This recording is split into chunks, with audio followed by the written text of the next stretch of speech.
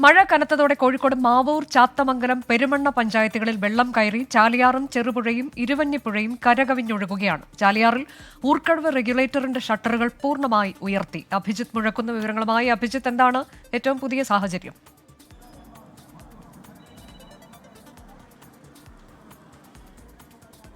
അനുജ, രാവിലെ അല്പം ഒന്ന് മഴ ശമിച്ചിരുന്നു, പക്ഷേ വീണ്ടും ശക്തമായ മഴ പെയ്യുകയാണ്. ഇതോടുകൂടിയാണ് കോഴിക്കോട് ജില്ലയിലെ താഴ്ന്ന പ്രദേശങ്ങൾ വെള്ളത്തിനടിയിലാകുന്നത്. പ്രത്യേകിച്ച് മാവൂർ, ചാത്തമംഗലം, പെരുമണ്ണ, ഒളവണ്ണ പഞ്ചായത്തുകളിലെ പല പ്രദേശങ്ങളിലും വെള്ളക്കെട്ട് അതിരൂക്ഷമാണ്.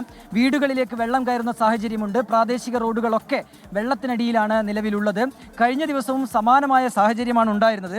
നിലവിലിപ്പോൾ ചാലിയാറിന്റെ ഊർക്കടവ് റെഗുലേറ്ററിന്റെ ഷട്ടറുകൾ പൂർണ്ണമായും ഉയർത്തിയിട്ടുണ്ട്. ഇത് ചാലിയാറിൽ ജലനിരപ്പ്, അതിൻ്റെ ഒഴുക്കൊക്കെ വർദ്ധിക്കാൻ ഇടയായിട്ടുണ്ട്.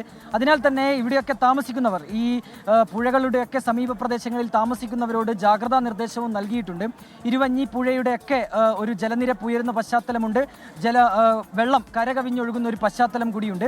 ഏതായാലും ഈ മേഖലയിലുള്ളവരോട് നിലവിൽ ജാഗ്രത പാലിക്കാനുള്ള ഒരു നിർദ്ദേശം ജില്ലാ ഭരണകൂടത്തിന്റെ ഭാഗത്തുനിന്ന് ഉണ്ടായിട്ടുണ്ട്. ശരി, കോഴിക്കോട് ജില്ലയിലും ശക്തമായ മഴയാണ്. പലയിടത്തും വെള്ളം കയറിയിട്ടുണ്ട്. മാവൂർ, ചാത്തമംഗലം, പെരുമണ്ണ പഞ്ചായത്തുകളിലാണ് പ്രധാനമായും വെള്ളം കയറിയത്.